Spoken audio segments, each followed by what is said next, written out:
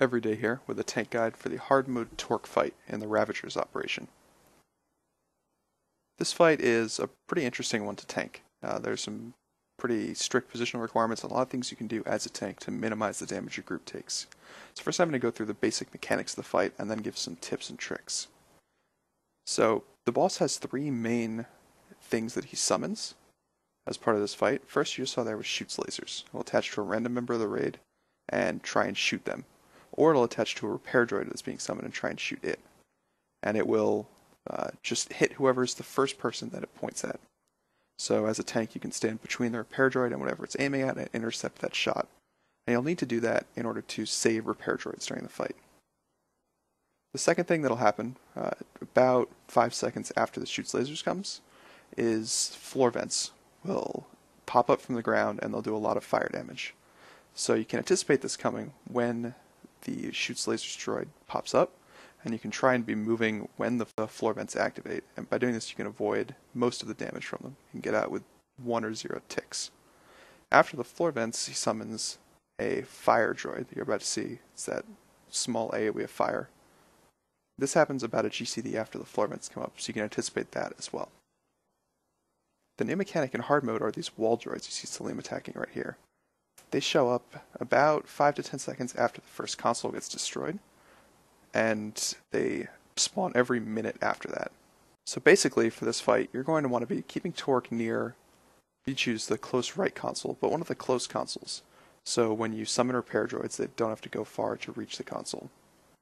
You're going to let torque destroy that console and then move across the room. You move across the room just so fire droids that drop or shoots lasers don't spawn next to the little repair droids, making them easier to handle. And also, so random AoE from DPS that's part of their rotation won't hit the small repair droid. The range timer on this fight is quite tight, so if you can make it so DPS don't have to keep from using rotational abilities that happen to be AoE, it's certainly a big help. So this new mechanic, these wall droids that you see on the Juggernaut tank, they'll just attach to the closest person to them.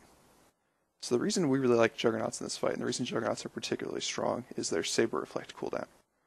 So I mentioned that wall droids are on a 1-minute timer. Saber Reflect is on the same timer, and it will reflect the damage from the wall droids. So if you can get 5 or 6 of the wall droids to attack you as a Juggernaut, and then pop Saber Reflect, you can do quite a bit of damage to them, and really help your DPS out.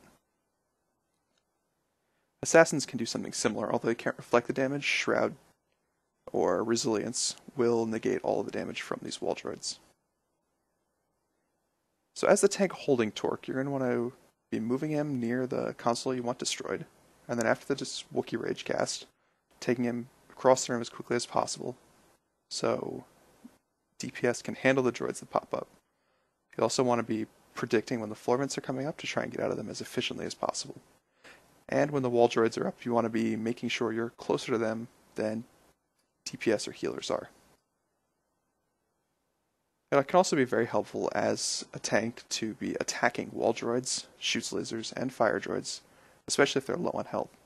Finishing them off rather than making a DPS tab to them and just one-shot the last 10% of their health is a better use of their GCDs if they can put that damage on the boss instead. So you notice there that the fire can get pretty confusing. The smoke effect in particular is just very hard to see through, and you sort of have to just keep moving and try and get to a place that's clear, although that can be difficult. And if you choose the wrong direction and just start running, it is quite possible to die just due to the fire damage from the floor vents.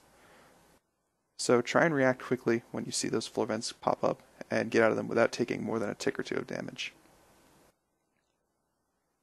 So you've seen through this whole fight tanks getting knocked back and swapping, and the off tank often isn't taking the boss, and typically they're off attacking wall droids or the other droids as well.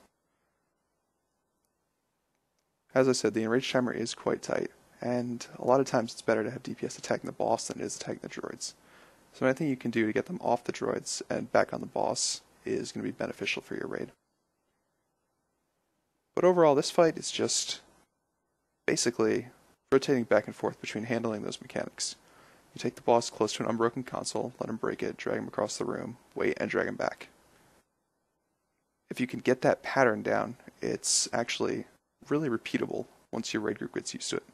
to handle this boss, although when people are killing droids when you're first learning this fight, it can seem very overwhelming. So good luck, keep at it, and I hope you kill this without too much trouble.